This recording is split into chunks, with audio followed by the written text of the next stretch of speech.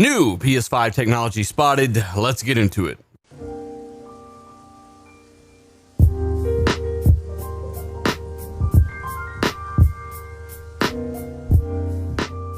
What is going on, guys? Dealer back again with yet another video talking about PS5 and its magical new feature. Well, according to so many that were in my chat last podcast, this is something completely new that will blow your face off of your face. So I'm going to cover it because, hey, we got to explain to people what it is. And yes, while it will improve game visuals, it's mainly a performance-saving measure. Been getting a lot of DMs about this. A new patent was spotted by a Reddit user for the PlayStation 5, apparently, and we're going to go over that today. If you end up liking the video, hit the like button, show a buddy or two, subscribe, and more. Let's get into it. PlayStationUniverse.com. Sony patent suggests DLSS-like sampling technique could be used on PS5 games. Now, first and foremost, we got a lot of people running around calling this DLSS. This is not officially DLSS. I will explain what I think it is later on in the video. The article says, a new patent suggests that a technique similar to NVIDIA's DLSS sampling could be used on PS5 games to improve resolution of games with AI learning. This patent was actually discovered by a Reddit user, and it does say, this technique is an informational processing device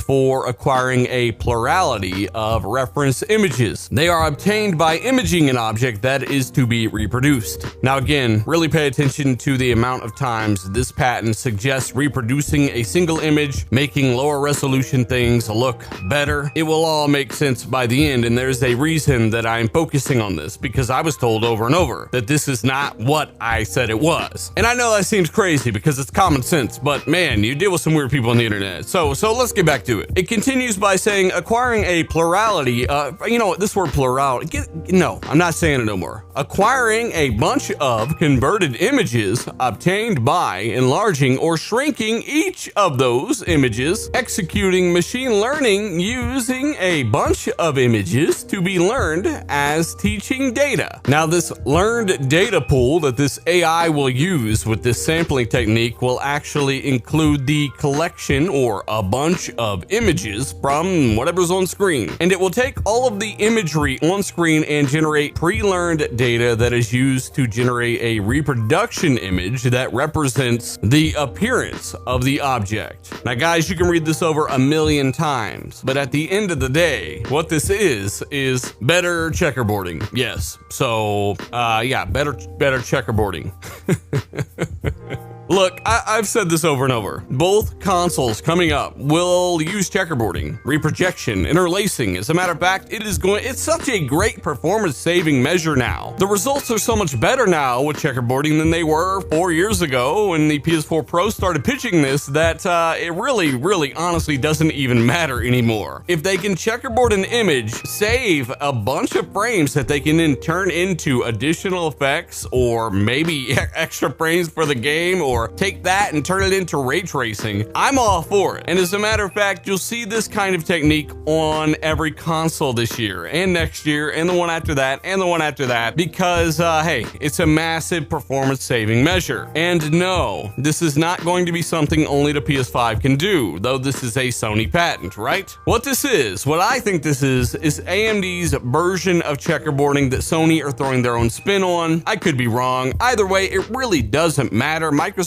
had their own machine learning checkerboarding. Every other engine out there has its own version of checkerboarding that saves the same performance as DLSS today. As a matter of fact, DLSS right now, I don't even think is the best checkerboarding solution. So really they have some work to do, but they do have that kind of AI element there. I think that kind of stuff will make checkerboarding even better, and it'll help those little artifacts on grass and all that crazy stuff going on screen while games are checkerboarded. But at the end of the day, so many games already use checkerboarding today, and that's about the performance delta you're going to get back from using it. It's going to be pretty similar, I would imagine. I think the results will just be a little bit more sharper on fine details like grass, hair, etc. Again, modern game engines already have these performance saving measures. This looks to just be the newest iteration of what Sony will be using, and Microsoft are already confirmed to be using machine learning with their scaling and their reprojection and all that stuff too. I mean, I think it's cool, don't get me wrong. I would have taken that Unreal Engine 5 demo at a lower resolution or checkerboarded in a better way to get a better frame rate all day long on the PS5. Like whatever it takes to get up to 60 FPS and more effects. You know, while above 1080p would be nice, but even at 1080p, I would still take that at 60 FPS with more effects over a 30 FPS frame rate. Techniques like this, techniques like temporal reprojection, interlacing, they're going to help games, and they do help games today. Resident Evil 3 being a great example of a modern game that gets a massive performance gain from checkerboarding, and you actually get that pretty decent frame rate, especially after the Xbox One X version was patched a week later. So again, you know, you got thousands of people watching the podcast live. I got a bunch of them telling me DLSS for the PS5, it's a game changer. No, it's not. Look, it's not a bad thing. It's not anything that you should probably listen to certain people about because they're feeding you the wrong information. Probably the same guys that told you the SSD has an extra graphics card in it. But you know, I'd still like to know your thoughts down below. Love it or hate it. Let me know your thoughts. Hit that like button, show a buddy or two. I do appreciate the support, guys. You guys rock. Check out the links down below for Patreon, the source of this article. Again, hopping on a time capsule with me. I've been talking about techniques like this really helping games a lot this generation and helping developers add more demanding effects like ray tracing and other crazy things. So, you know, hey, this is a good thing. It's an option. And I think with time, it's going to be very, very, very hard to tell the difference between this and native, no matter how close, no matter how much noise is on screen, no matter how many particles there are, blades of grass. I think techniques like this over time are only going to get better. Let me know your thoughts down below, guys. Hit the like button, show a buddy or two, subscribe for more information, and of course, I'll see you in the next one.